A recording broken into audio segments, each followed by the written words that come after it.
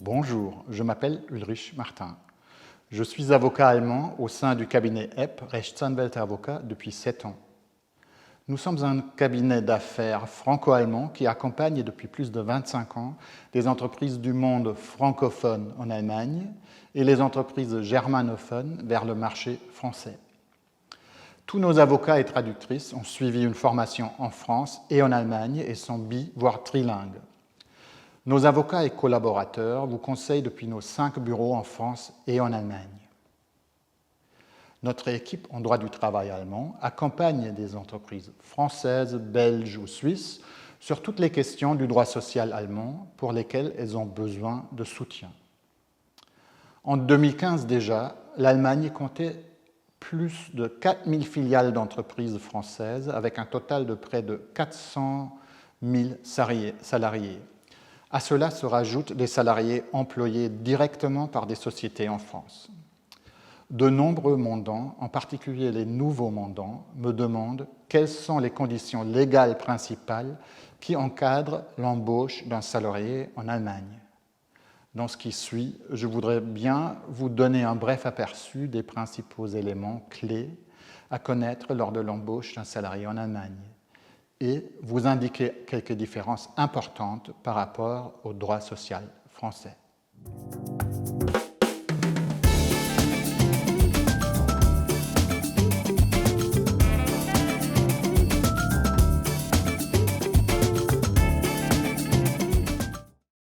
Une des premières questions qu'on me pose souvent, c'est est-ce que mon entreprise française peut embaucher directement à partir de la France ou est-ce qu'il nous faut créer une filiale ou une succursale en Allemagne? Il est en fait possible d'embaucher directement par le siège en France. Vous n'avez pas besoin de créer une succursale ou une filiale en Allemagne. Le droit social allemand s'applique à partir du moment où vos salariés effectuent l'essentiel de leur temps de travail sur le sol allemand.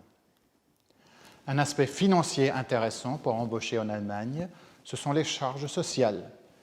Ces charges sont partagées 50-50 entre l'employeur et l'employé. Ça représente environ 20% de charges patronales, soit la moitié par rapport à la France. Une autre question souvent posée est quelle convention collective sera applicable à mes salariés en Allemagne? Il faut savoir qu'en Allemagne, des conventions collectives étendues, Tarifverträge en allemand, sont très rares. Cela veut dire que dans la négociation des termes du contrat du travail, vous êtes beaucoup plus libre qu'en France. Il vous faut juste respecter le cadre des règles légales impératives de protection des salariés. Le contrat de travail en tant que tel peut être conclu tacitement. Attention, le contrat existe à partir du moment où un salarié commence à travailler pour votre entreprise. La forme écrite est bien évidemment très conseillée pour bien encadrer les droits et obligations de votre salarié. Passons au contenu du contrat de travail. Tout d'abord, le temps de travail hebdomadaire. En Allemagne, il n'y a pas de 35 heures comme en France.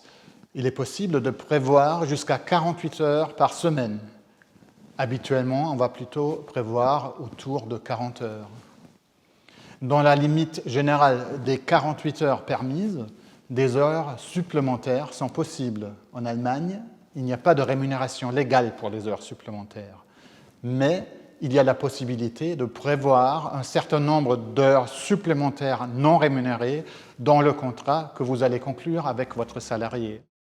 Au début du contrat de travail, vous allez vouloir tester votre nouveau salarié allemand. Donc, vous pouvez prévoir une période d'essai dans le contrat de travail et cette période d'essai peut aller jusqu'à 6 mois maximum. Mais il y a également une alternative qui peut être assez intéressante. En Allemagne, vous pouvez prévoir un CDD avec une durée jusqu'à 2 ans sans motif, voire 4 ans dans une entreprise nouvellement créée ou même 5 ans pour un salarié qui a plus de 52 ans. Tout comme en France, il y a la possibilité de prévoir du temps partiel en Allemagne avec une particularité qui est assez souvent utilisée, c'est le mini-job. Ce petit emploi prévoir un salaire maximum de 450 € par mois. En contrepartie, les charges sociales seront extrêmement réduites et il y a un forfait à l'IR. Depuis quelques années seulement, un salaire minimum légal existe également en Allemagne. Actuellement, en 2020, il est de 9,35 € et passera à 10,45 € en 2022. Tout comme en France, vos salariés allemands ont bien évidemment droit aux congés payés. Mais en Allemagne, le minimum légal est que de 20 jours. Habituel, on va quand même prévoir entre 25 et 30 jours dans le contrat. Attention à une particularité allemande, si vous gérez les congés à partir du siège en France, c'est que l'année des références pour les congés payés en Allemagne, c'est l'année calendaire. Vous avez certainement entendu parler de la cogestion à l'allemande.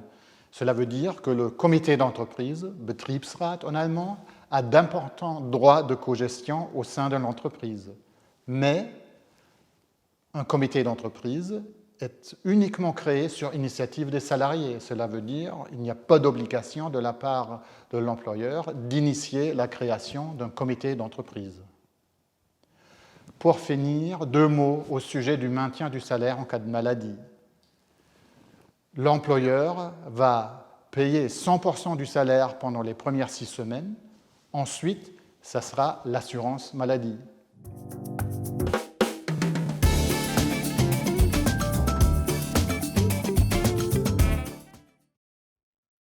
Merci pour votre attention.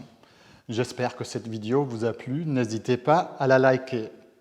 Je suis à votre disposition pour toute question que vous pourriez avoir au sujet de l'embauche d'un salarié en Allemagne. Vous retrouvez toutes les informations de cette vidéo et des précisions complémentaires dans notre nouvelle en langue française « Droit du travail allemand » que vous pourrez télécharger sur notre site internet. Pour ne pas manquer notre prochaine vidéo, je vous invite de vous inscrire sur notre chaîne YouTube. Merci beaucoup, à bientôt et auf Wiedersehen.